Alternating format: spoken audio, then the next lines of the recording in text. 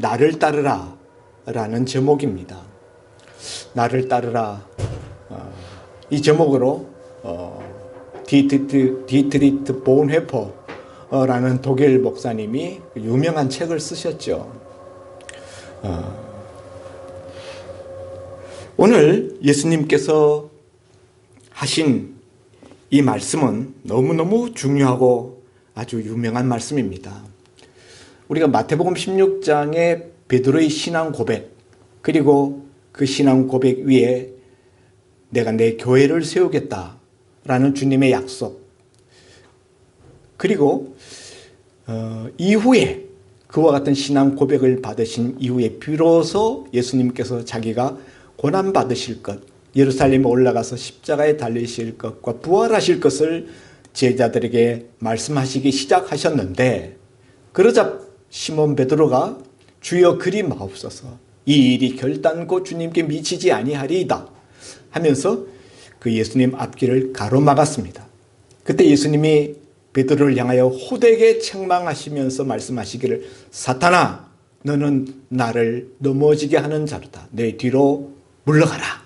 이렇게 주님께서 책망하셨습니다.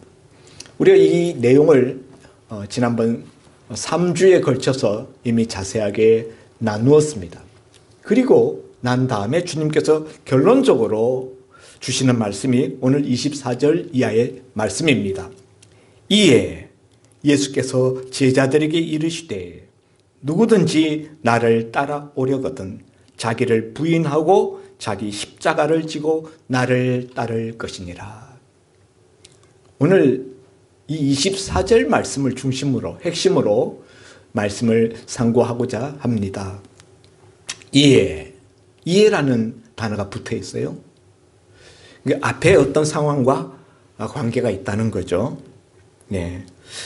베드로의 예수님께 대한 만류와 예수님께 대한 꾸지람, 이런 일이 있고, 예수님을 꾸짖는 베드로를 예수님께서 다시 꾸짖으시면서 내가 하나님의 일을 생각하지 아니하고 사람의 일만 생각하는도다 하면서 사탄아, 내 뒤로 물러가라, 이렇게 말씀하신 그 이후에, 이런 일이 있고 난 이후에 그런 이야기예요. 그런 베드로의 그 모습을 보고 주님이 주시는 결론적인 말씀, 누구든지 나를 따라오려거든 자기를 부인하고 자기 십자가를 지고 나를 따를 것이니라. 여기 누구든지 나를 따라오려거든 이라는 이 말씀을 들을 때 어떤 느낌이 드십니까? 제자들 입장에서는 예수님의 이 같은 말씀이 좀 황당하게 들렸을 것 같아요. 시몬 베드로를 비롯하여서 야고보와 요한, 일단의 제자들은 다 이미 2년여 전에 자기들의 배와 금물 모든 생업을 버리고 예수님을 따라서 오늘날까지 온 사람들이지 않습니까? 이미 예수님을 따라 나선 지 2년 세월이 지났습니다. 그런데 예수님이 새삼스럽게 그런 제자들을 앞에 놓고 누구든지 나를 따라오려거든 이렇게 말씀하고 있다는 거예요. 마치 이 제자들은 예수님을 따라오려고 하지 않았던 사람들인 것처럼 누구든지 나를 따라오려거든. 이 예수님의 말씀을 들을 때 제자들의 심경이 어떠했을까? 왜 주님은 이미 예수님을 2년여 동안 따라다닌 제자들에게 마치 이때까지 예수님을 따라오지 않은 사람들인 것처럼 누구든지 나를 따라오려거든 이렇게 운을 떼시면서 말씀을 시작하시는가 하는 거죠. 이유가 있겠죠. 이 말씀, 이렇게 주님이 말씀하시는 데에는 제자들이 그동안 예수님을 따라온 것이 예수님이 보실 때, 예수님이 생각하실 때 정말 진정으로 예수님을 따르는 그런 모습이 아니었다 하는 것을 말씀하는 거죠. 겉모습은 겉으로 드러난 외형은 예수님을 따르는 모습이었습니다.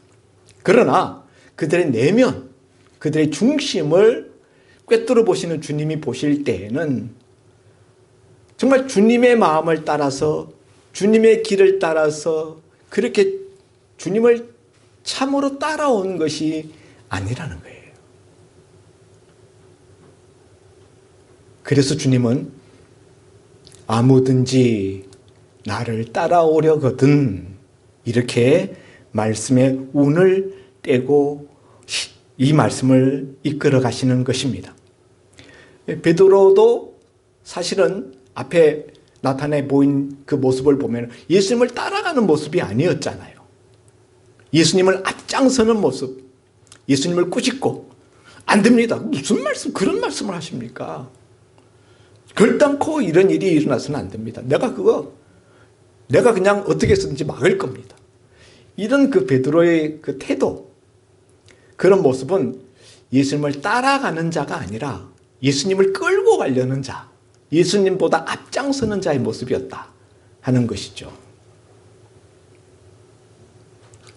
예수님을 따라가려면은 예수님은 앞에 서야죠. 자기는 예수님 뒤에 서야죠. 그런데 베드로로 나타난, 베드로는 제자들의 대표예요. 제자들의 마음도 똑같은 마음이었겠죠. 예수님의 마음, 예수님의 생각, 예수님의 어떤 행동보다 앞서 나가고 있는 그 예수님을 자기들의 원하는 대로, 원하는 길로 이끌고 가려는 그런 태도였기 때문에 예수님과 제자들 사이에 갈등이 있었던 거죠. 같은 길에 서 있는 것 같았지만 내면적으로는 동상이몽이었다라는 것을 이미 우리가 지난번 마가복음에서 나타난 기록과 우리가 그 마가복음 중심으로 말씀을 나누었을 때 이미 그런 설명을 드렸습니다.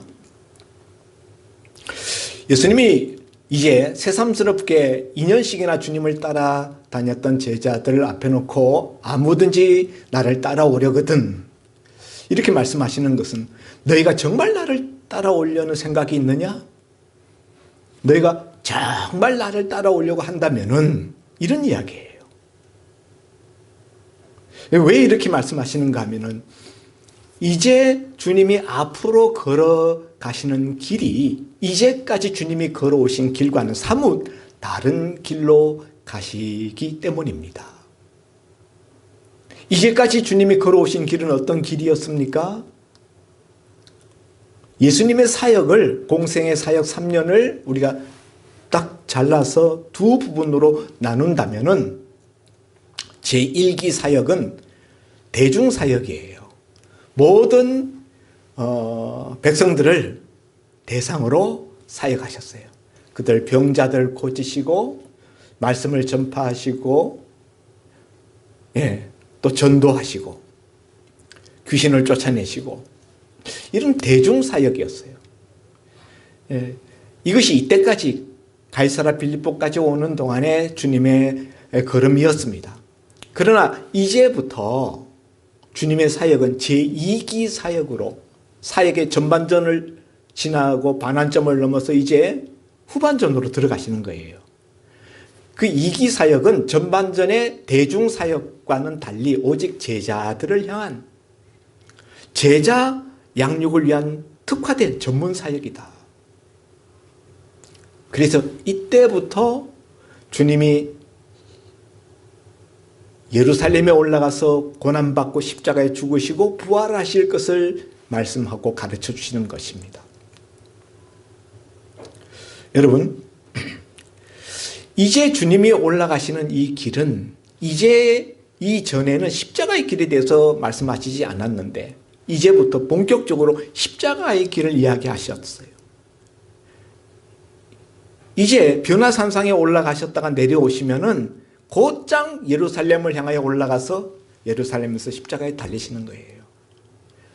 바로 그 십자가에서 죽는 길을 앞에 두고 계셨기 때문에 제자들이 이때까지 따라온 길과는 다른 길을 주님이 가실 것이기 때문에 내가 정말 나를 따라오려고 하느냐? 너희들이 정말 나를 따라오려고 한다면 이렇게 주님이 말씀하시는 거예요. 세 번째로 주님이 이렇게 말씀하시는 데에는 이제 앞으로 주님이 가시는 길은 이제까지 그냥 아무 생각 없이 희희낙낙하면서 주님을 따라오던 그런 길과는 달리 비장한 각오를 해야만 비로소 따라갈 수 있는 길이라는 거예요. 아무든지 나를 따라오려거든 조건을 걸고 있어요. 누구든지 정말 이제부터 나를 따라오려고 한다면 전제 조건이 있어요. 그걸 말씀하시려고 지금 이렇게 운을 떼고 계시는 것입니다. 예수님을 따라가는 이제까지의 그렇게 힘들다고 느끼지 않았던 길과는 달리 앞으로 가야 되는 길은 험난한 길, 죽음의 길, 고난의 길, 희생의 길, 그 길이 앞에 있기 때문에 각오해야 된다. 그런 의미에서 아무든지 나를 따라오려거든 이렇게 말씀하시는 거예요. 여기 아무든지에는 제자들을 포함해서 제자 아닌 사람들도 다 포함하는 것이죠. 누구든지 2000년 전의 제자들이나 지금 예수님을 따라가려는 우리들이나 그 당시 예수님 12제자는 아니지만은 주님을 따랐던 다른 무리들이나 다 포함해서 아무든지 누구든지 예외가 없다는 거예요. 누구든지 예수님을 따라오려면은 어떻게 해야 예수님을 따라갈 수 있느냐. 두 번째, 어떻게 따라간다고요? 자기를 부인하고 자기 십자가를 지고 나를 따를 것이니라. 제일 먼저 이야기하시는 것이 자기를 부인하고 예, 어떤 의미에서 자기를 부인하는 것과 뒤에 자기 십자가를 지는 것은 다른 것이 아니라 같은 것일 수 있어요.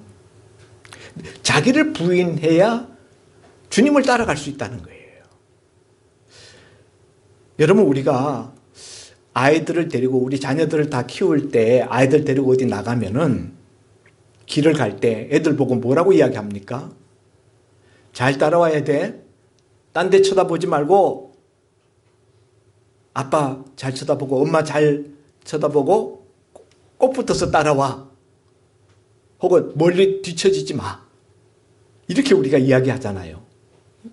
우리 자녀들, 어린 자녀들 데리고 우리가 나갈 때 그 아이들 우리 보고 따라오라고 할 때 우리가 하는 말은 그런 거예요.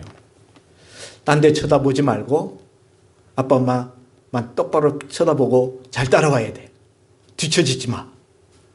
이런 이야기를 하는 것이 일반적이고 주님도 제자들에게 아무든지 나를 따라오려거든 나를 잘 나한테 주목하고 나한테 너무 뒤떨어지지 말고 나를 붙잡고 따라와야 돼. 이렇게 말씀하셔야 그게 상식적인 건데 주님은 그런 말씀은 하나도 하지 않으시고 자기를 부인하고 나를 따르래요. 왜 예수님을 따르는데 자기를 부인해야만 예수님을 따를 수 있다고 말씀하시는 것일까요? 자기를 부인한다는 것은 도대체 무슨 뜻일까요?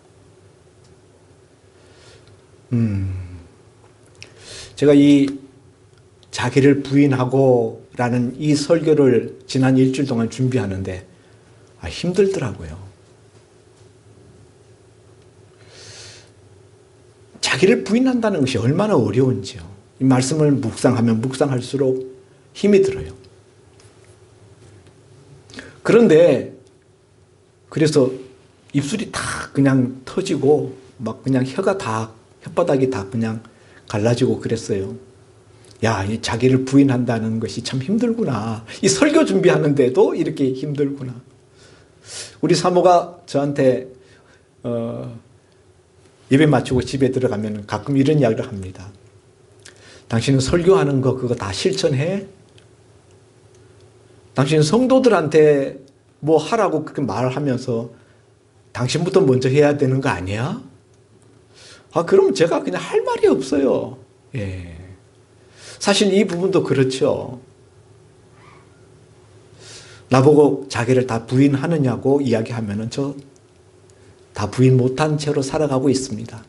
그러나 저는 제 정체성, 하나님이 나를 부르신 이유와 목적은 하나님의 말씀을 대언하는 설교자로 저를 부르셨다고 생각해요. 그렇게 저는 믿습니다. 나는 하나님의 마이크요 나팔입니다. 그러니까 하나님이 뭘 말씀하시면은 마이크는 말하는 주체가 말하는 대로 소리가 나가서 전해지도록 하는 것이 마이크예요. 나는 하나님이 말씀하시면은 무조건 전하는 것이 내 1차적인 책임이다. 두 번째, 그 하나님이 주신 말씀을 내게 적용하여서 내가 지키도록 하는 것은 2차적인 것이다. 물론 내가 말씀을 지키지 않고 전하는 것만 가지고 내 책임을 다했다라고 말하면 잘못이죠. 먼저 내가 지키고 그 말씀을 전해야 되죠. 그러나 여러분, 설교자가 말씀을 다 지키고 나서야 전할 수 있다면은 말씀을 전할 수 없는 것이 성경에 얼마나 많겠습니까? 항상 기뻐하라, 쉬지 말고 기도하라, 범사에 감사하라. 이 설교할 수 있겠습니까? 자기가 다 그렇게 살고 나서야 말씀을 전한다면은 이런 말씀도 전할 수가 없는 것이죠. 오늘 이 자기 부인의 말씀도 마찬가지입니다. 비록 제가 이 말씀대로 온전히 다 살지는 못하지만은 우리 주님께서 그렇게 말씀하시고 요구하시고 명령하시기 때문에 설교자인 저로서는 이 말씀을 그대로 전할 수밖에 없고 또 이 말씀을 여러분에게 전하면서 저와 여러분이 함께 이 말씀대로 살려고 힘써보자라는 것입니다. 성도 여러분, 자기를 부인한다는 것이 무슨 말일까요? 무슨 뜻일까요? 자기 부인이라는 것이 어떤 뜻인지 우리가 대체적으로 알고 있습니다. 자기 욕망, 자기 야망의 죽음, 그것이 자기 부인이죠. 그러나 이제 오늘 이 본문 문맥 맥락 속에서 우리가 예수님이 자기를 부인하라라고 말씀하시는 그 뜻은 아까 말씀드렸다시피 시몬 베드로가 예수님이 예루살렘에 올라가서 고난을 받고 죽으실 것을 말씀하니까 그리 마옵소서 하면서 예수님을 꾸짖고 예수님의 길을 막아섰잖아요. 그런 베드로를 향하여 내가 하나님의 일을 생각하지 아니하고 사람의 일을 생각하는도다. 여기서 베드로에게 주님께서 자기를 부인하라라는 것은 자기 생각을 부인하라는 거예요. 자기 생각. 내 생각에는 주님이 이렇게 해야 된다라는 자기 주장, 자기 뜻, 자기 중심적인 사고방식. 그리고 그 밑바닥에는 뭐가 있어요? 예수님이 예루살렘에 올라가서 왕 위에 오르셔서 로마의 식민 통치를 받고 있는 조국 이스라엘 나라를 독립시키고 옛 다윗 시대와 같은 제국을 만들어서 그 왕 되신 예수님 옆에서 영의정 좌의정 자리를 꿰어차고 영광을 누리게 될 그것을 마음속에 꿈꾸고 있는 그런 베드로, 그런 제자들, 그들 속에 있는 야망, 그들 속에 있는 자기 중심적인 생각, 이런 것들을 버리라는 것이죠. 그것이 주님이 여기서 말씀하시는 자기를 부인하라 라는 뜻입니다. 거기에 묶여 있으면 그것을 벗어나지 못하고 그 자기 야망, 자기 생각, 자기 중심적인 태도를 부인하지 아니하면은 그 예루살렘에서 얻을 영광, 이런 것들을 그들 속에서 제거하지 않으면 주님을 못 따라온다는 거죠. 왜요? 주님은 지금 왕 되시기 위해서 세속적인 그런 이스라엘의 왕 되시기 위해서 예루살렘 올라가시는 것이 아니라 십자가에서 죽으시기 위하여서 예루살렘 길을 향하여 올라가시기 때문에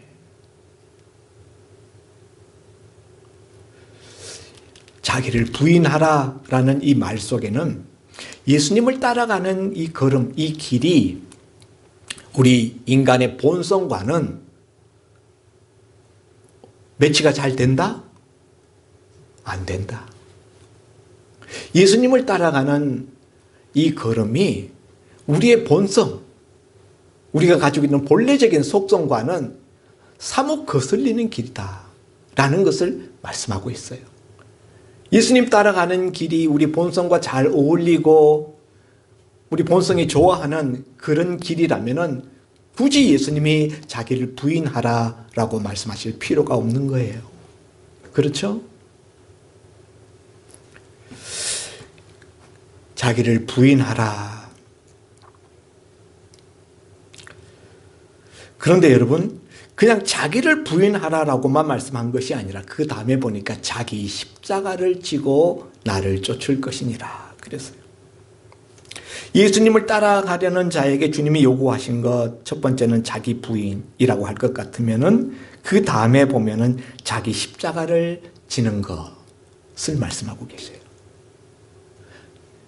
여러분, 왜 예수님이 자기 십자가를 지라고 제자들에게 요구하실까요?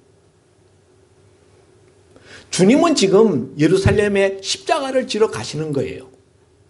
예수님 앞에 예수님의 십자가가 지금 기다리고 있습니다.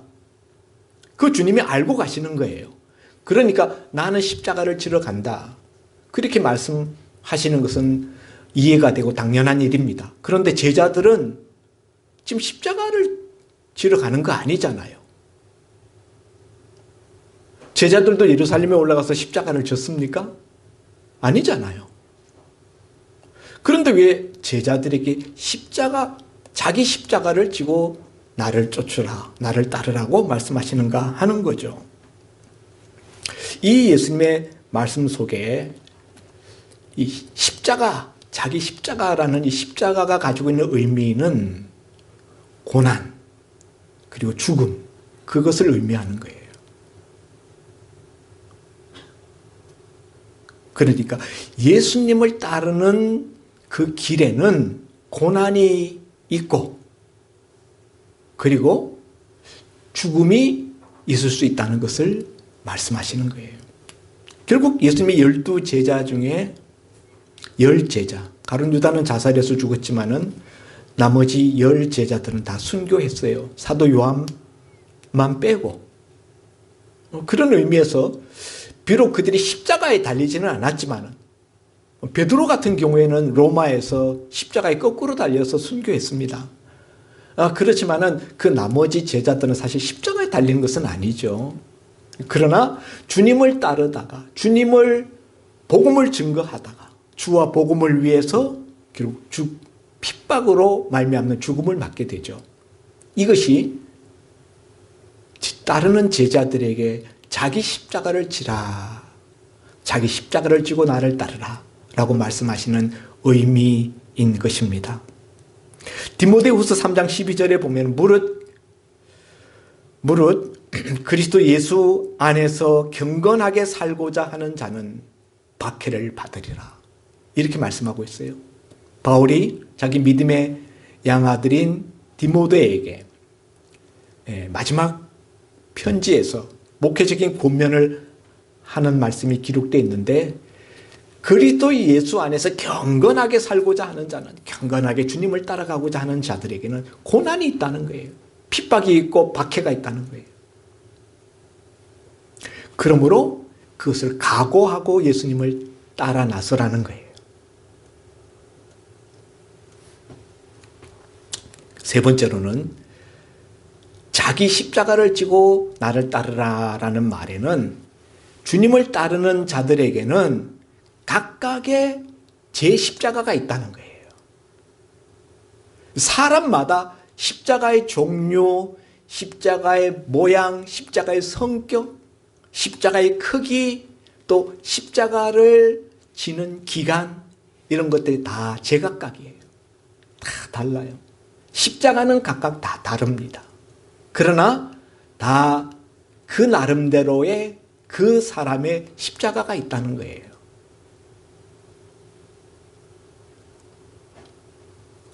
우리가 십자가라 그럴 때 흔히 이 십자가를 잘못 오해하고 잘못 표현하는, 사용하는 경우들이 종종 있어요. 나를 되게 힘들게 하는 어떤 사람이 있어요. 아주 그냥 나한테 가시 같아요. 그러면 우리가 흔히 말하기를, 그 인간 나한테 십자가야, 십자가, 진짜. 그렇게 이야기합니다. 여러분, 그건 진정한 의미에서 오늘 성경이 말하는 십자가가 아니에요. 여기 십자가를 지라. 그것은 희생과 헌신의 정신으로 살라는 거예요. 희생과 헌신의, 십자가는 희생이잖아요. 헌신이잖아요. 자기 십자가를 지라. 무엇을 위한 희생과 헌신입니까? 주와 복음을 위한. 그러니까 주와 복음과 아무 상관없이 그냥 나를 힘들게 하는 어떤 사람, 그 사람은 나한테 십자가가 아니에요. 그건 내가 짊어지는 십자가가 아닙니다. 주와 복음을 위해서 내가 고난받고 내가 희생하고 내가 헌신하는, 거기에서 오는 힘듦, 어려움, 이런 것들을 성경은 십자가라고 표현한다 하는 것이죠. 이 부분에 있어서 우리 각자가 감당해야 될 몫이 있다는 거예요. 아멘입니까? 그리고 누가복음 9장 23절에 보면 이 똑같은 본문을 기록하면서 아무든지 나를 따라오려거든 하고 이 마태복음에는 없는 한마디가 들어가 있는데, 날마다 제 십자가를 지고 나를 쫓을 것이니라. 날마다라는 단어가 들어있어요. 그러니까 우리가 주님을 따라가기 위해서 자기를 부인하고 자기 십자가를 지고 주님 뒤를 따라가는 것은 날마다 자기를 부인하고 날마다 자기 십자가를 지고 따라가야 된다 하는 거죠. 기분 좋을 때, 신날 때만 십자가 지는 게 아니라 내가 기분이 엉망이고 내가 힘들 때에도, 그때도 자기를 부인하고 자기 십자가를 져야만 주님을 따라간다 하는 것이죠.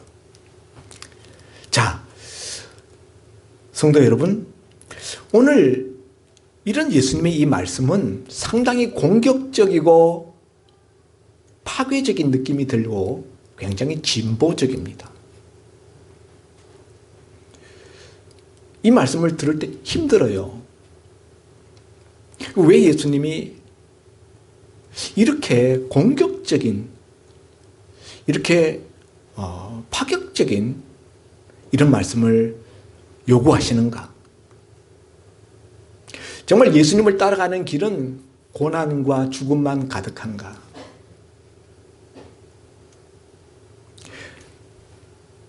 여러분, 예수님 처음 믿을 때 그런 줄 알았으면 아마 예수 믿으려고 안 했을걸요?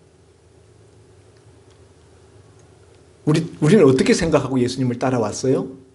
예수님을 따라가면은 은혜 충만, 축복 충만, 기쁨 충만, 평안 충만, 이럴 줄 알고 예수님 따라왔는데, 예수님은 정작 나를 따라오려거든 죽음을 각오하고 희생을 각오하고 자기를 부인하고, 아휴, 무거워 죽겠네, 힘들어 죽겠네, 어떻게 예수님 따라갈까 말까, 이런 마음이 들지 않겠습니까? 여기서 예수님이 이렇게 말씀하시는 것은 이 당시 예수님의 행로와 관계가 있어요. 지금 예수님이 지금 예루살렘을 향하여 십자가를 지러 올라가는 길에 서 있잖아요. 그 길의 시작점에 서 있는 거예요. 그렇기 때문에 주님은 이렇게 비장하게 말씀하시는 것입니다. 오늘 우리가 예수님의 제자들과 같은 똑같은 순진한 생각을 가지고 예수 믿겠다고 따라 나선 사람들은 이 부분을 한번 생각해 봐야 돼요. 어떻게 해요? 예수님 따라가면은 예루살렘에 올라가서 부귀영화를 얻고 영광을 얻고 보좌를 얻고 득세하고 세상 사람들에게 높임을 받고, 만일 우리가 이런 것만 생각하고 주님 앞에 나왔다면 우리 생각을 고칠 필요가 있다는 거죠. 오늘 이런 쪽으로만 말씀하는 그런 신학을 무슨 신학이라고 그러죠? 번영신학. 번영신학. 예수 믿으면 축복받고 잘 된다. 이것만 이야기하는 거예요. 예수 믿으면 축복받고 잘 됩니까? 안 됩니까?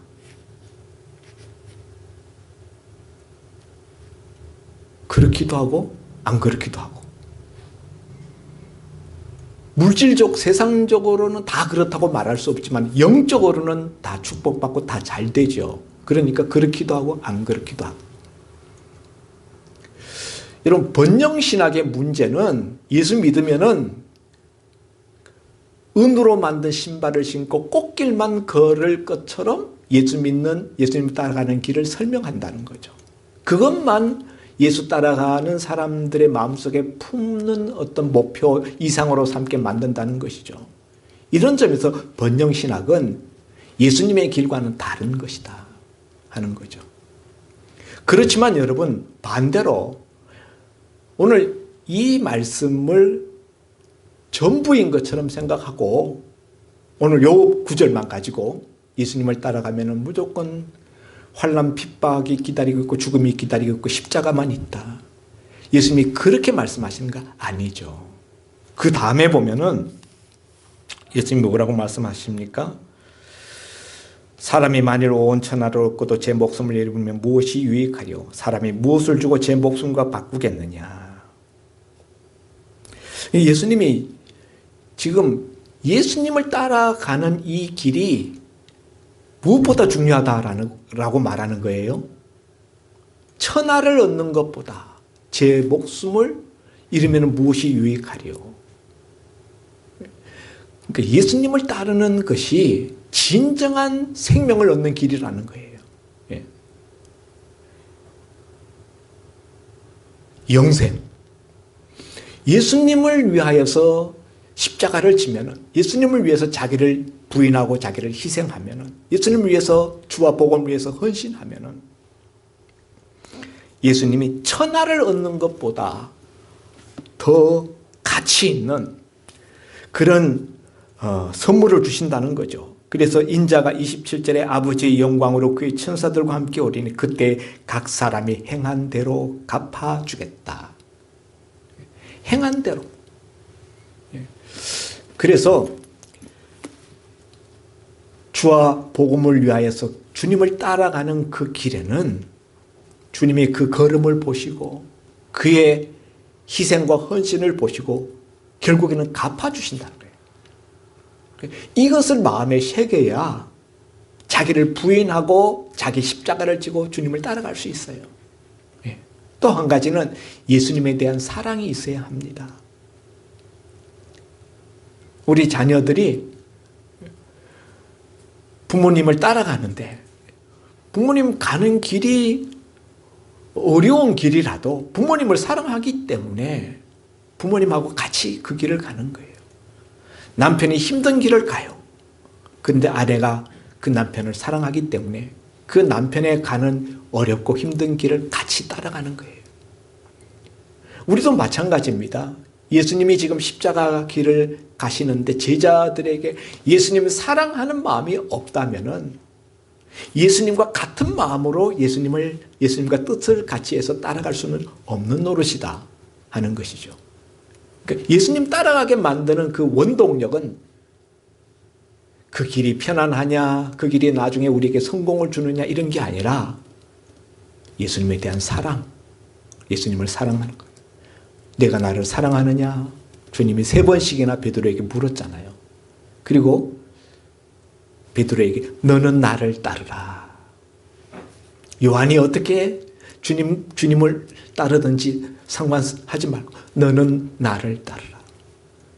오늘 예수님의 말씀의 결론도 자기를 부인하고 자기 십자가를 지고 나를 따를 것이니라. 맨 마지막 절은 나를 따르라는 거예요. 아무든지 나를 따르려거든 이렇게 말씀하는 것은 나를 따르라는 말입니까? 따르지 말라는 말입니까? 나를 따르라는 거예요. 그래서 맨 마지막 끝에 보면은 자기 십자가를 지고 나를 따를 것이니라. 예수님은 예수님 따를 것을 지금 제자들에게 요구하고 명령하고 계시는 거예요. 앞에 무슨 일이 있었다고요? 베드로의 신앙 고백 사건. 이것을 통해서 우리가 알 수 있는 것은 예수님에 대한 분명한 신앙 고백, 예수님께 대한 확실한 신앙 고백이 중요하다라는 것을 우리가 첫 번 시간의 말씀을 통해서 나누었습니다만 그것만으로 우리가 다 된 걸로 생각하면 안 된다는 거예요. 신앙 고백이 있고 난 다음에 그 다음에 뭐가 있어야 된다? 예수님 따름이 따라야 된다는 거예요. 예수님 따르는 삶, 예수님 따르는 행보, 예수님 따르는 모습이 뒤따라야 된다는 거예요. 오늘 우리 문제는요, 신앙 고백은 분명해요. 예수님이 누구시라는 거 확실히 믿습니다. 그런데 제자들처럼 겉으로는 예수님 따르는 것 같은데 속으로는 예수님을 따르지 않고 있는 거예요. 예수님과 뜻과 생각과 방식이 다 달라요. 그래서 주님은 자기를 부인하고 자기 십자가를 지고 나를 따를 것이니라 라고 말씀하고 계시는 것입니다. 오늘 주님의 말씀을 우리가 들으면서 우리가 이 시간에 새롭게 해야 될 부분이 있습니다. 그건 뭐냐면은 우리 신앙생활의 목표를 우리가 분명히 하자. 신앙생활의 목표. 우리는 이미 예수님이 누군지 확실히 다 알고 다 고백합니다. 그 부분에 대해서 문제가 없어요. 지금 우리에게 현실적으로 우리가 지금 새롭게 해야 될 부분은 신앙생활의 목표예요. 목표. 우리 신앙생활의 목표를 어디에 두고 신앙생활 하십니까? 예수님 따름. 나는 예수님을 따르겠습니다. 날마다 예수님 바라보고 예수님 뒤를 쫓아서 예수님 따라가는 이것이 우리 신앙생활의 목표가 되어야 된다는 거예요. 아멘입니까? 이런 점에서 여러분, 예수님 따르는 것이 쉽지 않다고 그랬어요. 우리 본성과 어긋난다고 그랬습니다. 본성에 거스리는 거예요. 그렇기 때문에 우리가 예수님을 따르는 이 목표를 우리가 먼저 예수님 난 따르겠다라는 각오를 해야 돼. 내 인생의 목표는 예수님을 따르는 것이다. 여러분의 인생의 목표가 뭡니까? 세상에서 돈 많이 벌고 잘 먹고 잘 살고 그게 여러분의 인생의 목표라면 여러분 예수 믿는 사람이 아니에요. 예수님을 따르는 것, 그것이 내 인생의 목표요, 내 인생의 최고의 가치입니다. 그러기 위해서 여러분 우리 안일에서 벗어나야 돼요. 안일하게 신앙생활하는 것. 예수님 따라가는 게 쉽지 않다고 그랬어요. 여러 가지 장애물들과 싸워야 됩니다. 세상 풍조, 세상 문화. 이 세상 문화, 세상 풍조는 예수님과 반대 방향으로 흐르고 있어요. 우리가 싸워야 될 거 세상과 싸워야 됩니다. 두 번째는 사탄과 싸워야 돼요. 사탄은 영적으로 우리가 주님 못 따라가도록 시몬 베드로 속에 들어와서 역사하였던 것처럼 우리한테도 들어와서 예수님 못 따라가도록 예수님과 다른 방향으로 가도록 그것과 싸워야 돼요. 사탄과. 세 번째는 자기와 싸워야 돼요. 자기 생각, 자기 야망, 자기 중심적인 사고, 자기 중심적인 태도 이런 것들과 싸워야 돼요. 자기와 싸운다는 것이 얼마나 힘들고 어려운 일입니까? 가장 이기기 어려운 적이 바로 내 안에 있어요. 바로 나 자신입니다. 그렇기 때문에 안일함으로는 결코 주님을 따라갈 수가 없다. 비장한 각오를 할 필요가 있다. 여러분, 무시무시한 적군을 앞에 두고 싸우러 나가는 골리앗을 상대로 싸우러 나가는 다윗이 그 마음이 얼마나 비장했겠습니까? 얼마나 각오를 했겠습니까? 우리 역시 마찬가지. 그런 각오가 있어야 예수님을 따라갈 수 있다는 것이죠. 그러면 여러분, 말씀을 다 들었는데 그 실천적으로 어떻게 하는 것이 자기를 부인하고 자기 십자가를 지고 예수님을 따르는 것일까요?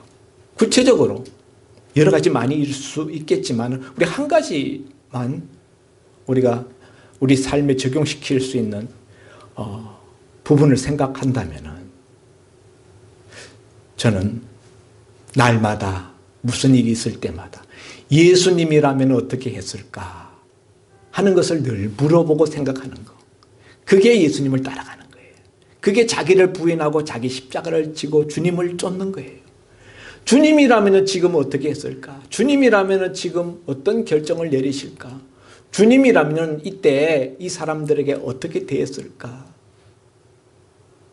주님이시라면 이런 내 모습을 보고 뭐라고 하실까? 그것을 날마다 무슨 일이 있을 때마다 늘 물어보고 생각하는 것. 그게 주님 따라가는 건 줄 믿으시기를 바랍니다. 기도합니다. 오늘 나를 따르라 말씀하신 주님, 신앙 고백만 하지 말고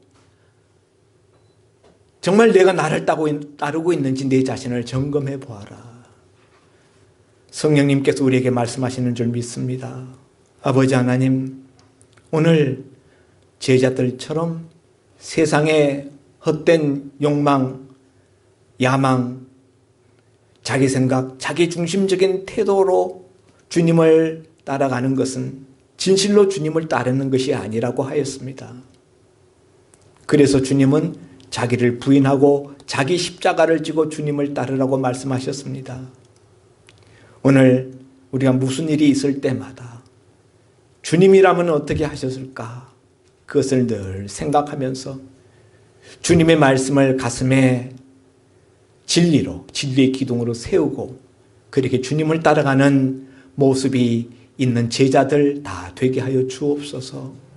아버지 하나님, 신앙 고백이 확실하다고 안심하고 그것으로 다 된 줄로 생각하지 말게 하시고 진실로 내 삶의 걸음 속에서 예수님을 따라가고 있는 모습이 얼마나 나타나고 있는지 그것을 늘 확인하고 그것을 마침내 갚아주실 그 주님을 바라보면서 오늘도 날마다 주님 뒤를 따라가는 모습이 있게 하여 주옵소서.